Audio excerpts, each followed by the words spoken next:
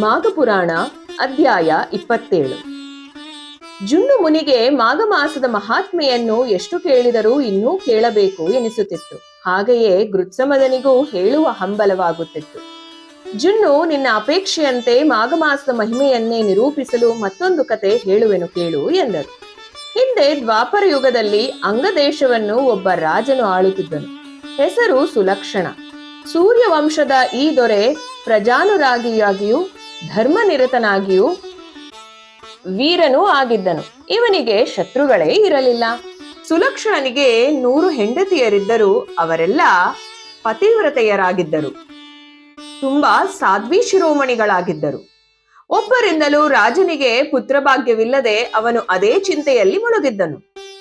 ಒಂದು ದಿನ ರಾಜನು ಮುನಿಪುಂಗವರು ವಾಸಿಸುತ್ತಿದ್ದ ನೈಮಿಷಾರಣ್ಯಕ್ಕೆ ಬಂದನು. ಅಲ್ಲಿರುವ ತಪಸ್ವಿಗಳೆಲ್ಲರಿಗೆ ನಮಸ್ಕರಿಸಿ ಅರ್ಘ್ಯ ಪಾದ್ಯಾದಿಗಳನ್ನು ಕೊಟ್ಟು ಸತ್ಕರಿಸಿದನು. ಬಳಿಕ ರಾಜನು ತನಗಾಗಿರುವ ದುಃಖವನ್ನು ನಿವೇದಿಸುತ್ತಾ, ಮುನಿಗಳೇ, ನನ್ನ ಶೋಚನೀಯ ಸ್ಥಿತಿಯನ್ನು ಏನೆಂದು ಹೇಳಲಿ? ನನಗೆ ಈ ಜನ್ಮದಲ್ಲಿ ಪುತ್ರ ಸಂತಾನ ಭಾಗ್ಯವಿದೆಯೋ ಇಲ್ಲವೋ ನಾ ಕಾಣೆ. ಗಂಡು ಮಗ ಇಲ್ಲದವನಿಗೆ ಸದ್ಗತಿಯೇ ಇಲ್ಲ. ನಾನು ನನ್ನ ಹಿಂದಿನ ಜನ್ಮಗಳಲ್ಲಿ ಯಾವ ಪುಣ್ಯ ಕಾರ್ಯಗಳನ್ನು ಮಾಡಲಿಲ್ಲವೆಂದು ತೋರುತ್ತದೆ. ಪುತ್ರಹೀನನಾದ ನನಗೆ ಪುಣ್ಯಲೋಕ ಪ್ರಾಪ್ತಿ ಇರುವುದಿಲ್ಲ. ನಾನು ಎಷ್ಟು ಪರಾಕ್ರಮಿಯಾದ ರಾಜನಾಗಿ ಏನು ಫಲ ಬಂದಿತು? ನನ್ನ ನಂತರದಲ್ಲಿ ಈ ಅಂಗದೇಶವನ್ನು ಪರಿಪಾಲಿಸುವ ಒಬ್ಬ ಮಗನು ಹುಟ್ಟಲಿಲ್ಲ. ಗಂಡು ಮಕ್ಕಳಿಂದ ಪಡೆಯುವ ಆನಂದವನ್ನು ನಾನು ಪಡೆಯಲಿಲ್ಲ. ಮುನಿಶ್ರೇಷ್ಠರೇ, ಪುತ್ರ ಭಾಗ್ಯ ಪಡೆಯಲು ನಾನು ಏನು ಮಾಡಬೇಕೆಂದು ಹೇಳಿರಿ. ನಿಮ್ಮ ಆದೇಶದಂತೆ ನಡೆದುಕೊಳ್ಳುತ್ತೇನೆ ಎಂದು ವಿನೀತನಾಗಿ ನುಡಿದನು. ಸುಲಕ್ಷಣನು ಮಗನಿಗಾಗಿ ಹಾತೊರೆಯುತ್ತಿರುವುದೆಂಬುದನ್ನು ಗ್ರಹಿಸಿದ ಮುನಿಗಳು ರಾಜನಿಗೆ, ಮಹಾರಾಜ, ನಿನ್ನ ಬಯಕೆ ಸಾಧುವಾಗಿಯೇ ಇದೆ. ಆದರೆ ಈ ಜನ್ಮದಲ್ಲಿ ನಿನಗೆ ಇದುವರೆಗೂ ಪುತ್ರ ಲಭಿಸುವುದಿರುವುದಕ್ಕೆ ನೀನು ಹಿಂದಿನ ಜನ್ಮದಲ್ಲಿ ಮಾಡಿರುವ ಪಾಪವೇ ಕಾರಣ. ನಿನ್ನ ಪೂರ್ವ ಜನ್ಮದಲ್ಲಿ ನೀನು ಕ್ಷತ್ರಿಯನಾಗಿಯೇ ಹುಟ್ಟಿ ಸೌರಾಷ್ಟ್ರ ದೇಶವನ್ನು ಆಳುತ್ತಿದ್ದೆ. ಆಗ ನೀನು ರಾಜ್ಯ ಮತ್ತು ಸಿರಿಯ ಮದದಿಂದ ಕೊಬ್ಬಿ ಹೋಗಿ ಒಂದು ಪುಣ್ಯ ಕಾರ್ಯವನ್ನು ಮಾಡಲಿಲ್ಲ. ಮಾಘ ಮಾಸದಲ್ಲಿ ಸೂರ್ಯೋದಯದ ಕಾಲದಲ್ಲಿ ಸ್ನಾನ ಮಾಡಲಿಲ್ಲ. ಬಡಬಗ್ಗರಿಗೆ ದಾನ ಮಾಡಲಿಲ್ಲ. ಶ್ರೀಹರಿಯ ಆರಾಧನೆ ಮಾಡಲಿಲ್ಲ. ಇವೆಲ್ಲದರ ಫಲವೇ ನಿನಗೆ ಗಂಡು ಮಕ್ಕಳಾಗಲಿಲ್ಲ. ಮಾಘ ಮಾಸ ಒಂದು ಶುಭ ಮಾಸ. ಆ ಮಾಸದಲ್ಲಿ ಸ್ನಾನ ಮಾಡಿ ಶ್ರೀಹರಿ ಪೂಜೆ ಮಾಡಬೇಕು. ಪುಣ್ಯ ದಿನದಲ್ಲಿ ಫಲಪುಷ್ಪಗಳ ಸಮೇತ ಗೋಕ್ಷೀರ, ಆಜ್ಯ ಇವುಗಳೊಂದಿಗೆ ಕುಂಬಳಕಾಯನ್ನು ಸತ್ಪಾತ್ರನಾದ ಬ್ರಾಹ್ಮಣನಿಗೆ ದಾನವನ್ನು ಮಾಡಿದ್ದೆ ಆದರೆ ಸಂತಾನ ಫಲ ಲಭಿಸುವುದು. ಈಗಲೂ ಹಾಗೆ ಮಾಡಿ ಪುತ್ರ ಸಂತಾನ ಪಡೆ ಎಂದು ಹೇಳಿದ ಅವರು ರಾಜನಿಗೆ ಒಂದು ಮಂತ್ರಿಸಿದ ಹಣ್ಣು ಕೊಟ್ಟು, ಇದನ್ನು 100 ಭಾಗಗಳನ್ನಾಗಿ ಮಾಡಿ ನಿನ್ನ ಎಲ್ಲಾ ಹೆಂಡತಿಯರಿಗೂ ಕೊಡು. ನಿನಗೆ ಅವರಿಂದ 100 ಗಂಡು ಮಕ್ಕಳಾಗುವರು ಎಂದು ಸೂಚಿಸಿದರು. ರಾಜನಿಗೆ ಪರಮಾನಂದವಾಗಿ ಹೋಯಿತು. ಮುನಿಗಳು ನೀಡಿದ ಮಂತ್ರಿಸಿದ ಹಣ್ಣನ್ನು ಕೈಗೆ ತೆಗೆದುಕೊಂಡನು. ಅವರಿಗೆಲ್ಲ ನಮಸ್ಕರಿಸಿ ಅರಮನೆಗೆ ಬಂದನು. ರಾಜನು ಅರಮನೆಯ ಅಂತಃಪುರಕ್ಕೆ ಬಂದು ತಾನು ಸಾಧಿಸಿಕೊಂಡು ಬಂದ ಕಾರ್ಯವನ್ನು ತನ್ನ ರಾಣಿಯರಿಗೆ ಹೇಳಿದನು. ರಾಣಿಯರು ಅವನಿಗೆ ಆದರ ತೋರಿದರು. ಬಳಿಕ ರಾಜನು ಮುನಿಗಳತ್ತಿದ್ದ ಮಾಗಿ ಫಲವನ್ನು ಮಲಗುವ ಕೋಣೆಯಲ್ಲಿರಿಸಿ ಭೋಜನಕ್ಕಾಗಿ ಭೋಜನ ಶಾಲೆಗೆ ಹೋದನು. ರಾಜನ 100 ಪತ್ನಿಯರಲ್ಲಿ ಅತ್ಯಂತ ಕಿರಿಯವಳಾದ ರಾಣಿಯು ತನಗೊಬ್ಬಳಿಗೆ ಗಂಡು ಮಗು ಆಗಬೇಕೆಂಬ ದುರಾಸೆಯಿಂದ ರಾಜನು ತಂದಿದ್ದ ಹಣ್ಣನ್ನು ಯಾರಿಗೂ ತಿಳಿಯದಂತೆ ಅಪಹರಿಸಿ ಇಡೀ ಹಣ್ಣನ್ನು ತಾನೊಬ್ಬಳೇ ತಿಂದು ಮುಗಿಸಿದಳು. ಊಟ ಮಾಡಿ ಬಂದ ರಾಜನು ಹಣ್ಣಿಗಾಗಿ ಶೋಧಿಸಿದನು. ಹಣ್ಣು ಎಲ್ಲೂ ಕಾಣಲಿಲ್ಲ. ಸೇವಕರನ್ನೆಲ್ಲ ವಿಚಾರಿಸಿ ನೋಡಿದನು. ದಾಸಿಯರನ್ನು ಕೇಳಿ ತಿಳಿದನು. ಎಲ್ಲೂ ಹಣ್ಣು ಸಿಗಲಿಲ್ಲ. ಯಾರು ತಮಗೆ ತಿಳಿಯದ ವಿಷಯವನ್ನು ಹೇಳಲು ಮುಂದಾಗಲಿಲ್ಲ. ತುಂಬಾ ಕಷ್ಟಪಟ್ಟು ಆರ್ಜಿಸಿ ತಂದ ಹಣ್ಣು ಹಾಳಾಗಿ ಹೋಯಿತು ಎಂದು ದುಃಖಿಸುತ್ತಾ ರಾಜ ಮೂರ್ಛೆ ಹೋದನು. ಕಿರಿಯ ಹೆಂಡತಿ ರಾಜನ ಪಕ್ಕ ಇದ್ದಳು. ತನ್ನಿಂದಾಗಿ ಮಹಾರಾಜನು ಈ ತರಹ ದುಃಖಕ್ಕೀಡಾಗಿರುವುದು ಎಂದು ತಾನೊಬ್ಬಳೇ ಹಣ್ಣು ತಿಂದುದನ್ನು ಕುರಿತು ರಾಜನಿಗೆ ಹೇಳಿದಳು. ರಾಜನು ಅವಳನ್ನೇನೂ ನಿಂದಿಸದೆ ತನಗೆ 100 ಮಕ್ಕಳಾಗದಿದ್ದರೆ ಹೋಗಲಿ, ಒಬ್ಬನಾದರೂ ಮಗ ಹುಟ್ಟುವನಲ್ಲ ಸಾಕು ಎಂದು ಸಂತೋಷದಿಂದ ಕಿರಿಯ ಹೆಂಡತಿಯನ್ನು ಚೆನ್ನಾಗಿ ನೋಡಿಕೊಳ್ಳತೊಡಗಿದನು. ಒಳ್ಳೆ ಆರೈಕೆ ಮಾಡುವಂತೆ ದಾಸಿಯರಿಗೆ ಹೇಳಿದನು.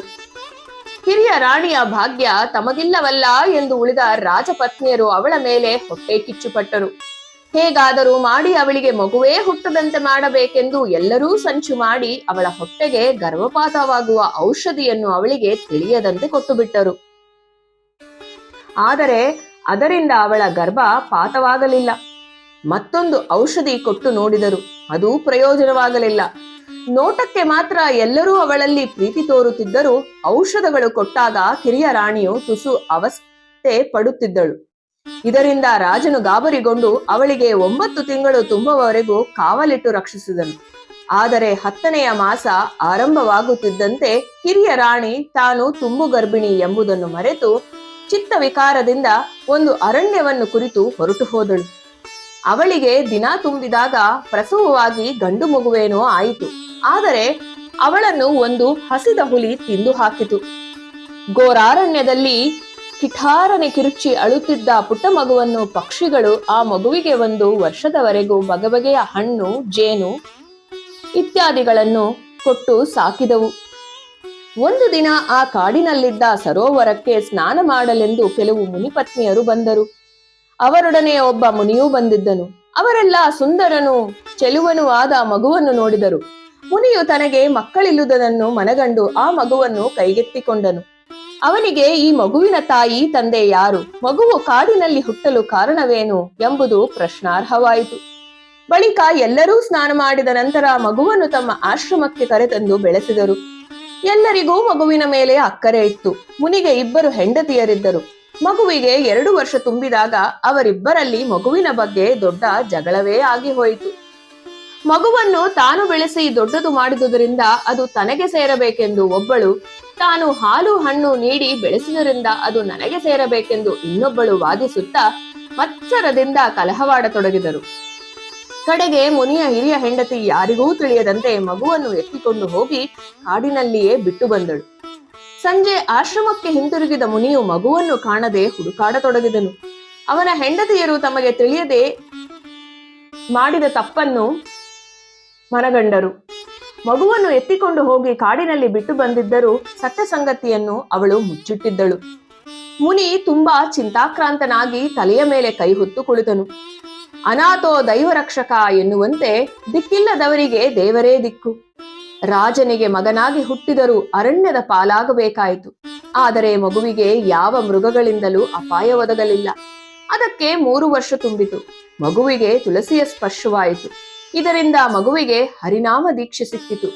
ಕಾಡಿನ ಮೃಗ ಪಕ್ಷಿಗಳು ಮಗುವನ್ನು ಸಾಕಿದವು. ಅದು ಅತ್ತರೆ ತಾವು ಕಣ್ಣೀರಿಡುತ್ತಿದ್ದವು. ಅದು ನಕ್ಕಾಗ ತಾವು ಅದರೊಡನೆ ಆಟವಾಡುತ್ತಿದ್ದವು. ಮೃಗಗಳು ತಂದು ಕೊಡುತ್ತಿದ್ದ ಹಣ್ಣುಗಳೇ ಮಗುವಿನ ಆಹಾರ. ಅದು ಸ್ವಲ್ಪ ದೊಡ್ಡದಾಗಿ ಬುದ್ಧಿ ಬರುವವರೆಗೂ ಪ್ರಾಣಿಗಳೇ ಮಗುವಿಗೆ ಆಧಾರವಾಗಿದ್ದವು. 5 ವರ್ಷ ತುಂಬಿದಾಗ ಆ ಬಾಲಕನು ಹರಿಯ ನಾಮವನ್ನು ಉಚ್ಚರಿಸತೊಡಗಿದನು. ತುಳಸಿಯ ಸಂಸ್ಪರ್ಶದಿಂದ ಬಾಲಕನಿಗೆ ಕೃಷ್ಣ, ಗೋವಿಂದ ಎಂಬ ಹರಿಯ ನಾಮಗಳು ಅರಿವಿಗೆ ಬಂದಿದ್ದವು. ಅಧ್ಯಾಯ 28.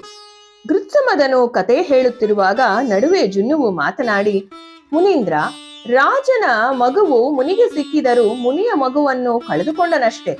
ಆದರೆ ಕಿರಿಯ ರಾಣಿಯನ್ನು ಕಳೆದುಕೊಂಡ ರಾಜನ ಗತಿ ಏನಾಯಿತು? ದಯವಿಟ್ಟು ತಿಳಿಸಿ, ನನಗೆ ಅದನ್ನು ತಿಳಿಯಲು ಆತುರವಾಗಿದೆ ಎಂದನು. ಆಗ ಮುನೀಂದ್ರನು, ಜುನ್ನು, ರಾಜನು ಬಹು ಎಚ್ಚರಿಕೆಯಿಂದ ಕಿರಿಯ ರಾಣಿಯನ್ನು ಕಾಪಾಡುತ್ತಿದ್ದನಲ್ಲವೇ? ಇದ್ದಕ್ಕಿದ್ದಂತೆ ಅವಳು ಒಂದು ದಿನ ಕಾಣೆಯಾದಾಗ ಅವನಿಗೆ ಸಿಡಿಲು ಬಡಿದಂತಾಯಿತು. 1000 ಚೇಳುಗಳು ಒಮ್ಮೆಲೆ ಕುಟುಕಿದಂತಾಯಿತು. ಬುದ್ಧಿ ಕೆಟ್ಟಂತಾಯಿತು. ಆದರೂ ಮನಸ್ಸನ್ನು ಸ್ಥಿಮಿತಕ್ಕೆ ತಂದುಕೊಂಡು ಕಿರಿಯ ರಾಣಿಯನ್ನು ಹುಡುಕಿ ಬರಲು 4 ದಿಕ್ಕುಗಳಿಗೂ ಸೇವಕರನ್ನು ಕಳುಹಿಸಿದನು. ಅವನಿಗೆ ಎಷ್ಟೋ ದಿನ ನಿದ್ರೆಯೇ ಬರಲಿಲ್ಲ. ಅನ್ನ ಆಹಾರವನ್ನು ತೊರೆದು ಅವನು ಕಿರಿಯ ರಾಣಿಯ ಚಿಂತೆಯಿಂದ ಕೃಶನಾದನು. 4 ದಿಕ್ಕುಗಳಿಗೆ ಹೋಗಿದ್ದ ಸೇವಕರು ರಾಜನ ಚಿಕ್ಕ ಹೆಂಡತಿಯನ್ನು ಎಲ್ಲಿಯೂ ಕಾಣದೆ ಹಿಂದಿರುಗಿದರು. ರಾಜನು ವಿಷಯ ತಿಳಿದು ದಿಕ್ಕೆಟ್ಟನು. ಕಾಡಿನಲ್ಲಿ ರಾಜನ ಮಗು ಹರಿಧ್ಯಾನ ನಿರತನಾಗಿ ಪ್ರತಿನಿತ್ಯವೂ ತುಳಸಿ ಪೂಜೆ ಮಾಡುತ್ತಾ ಇರುತ್ತಿದ್ದನು. ಪೂರ್ವ ಜನ್ಮ ಸುಕೃತದಿಂದ ಅವನಿಗೆ ಹರಿಭಕ್ತಿ ಉಂಟಾಗಿತ್ತು. ಅವನು 6 ತಿಂಗಳ ಕಾಲ ಪೂಜೆ ಮಾಡುತ್ತಾ ಇದ್ದನು. ಒಂದು ದಿನ ರಾಜಕುಮಾರನು ಹರಿಧ್ಯಾನ ನಿರತನಾಗಿರುವಾಗ ಅಶರೀರವಾಣಿಯಾಗಿ, ಮಗು ರಾಜಕುಮಾರ, ಇದೋ ಮಾಘ ಮಾಸ ಪ್ರಾಪ್ತವಾಗಿದೆ.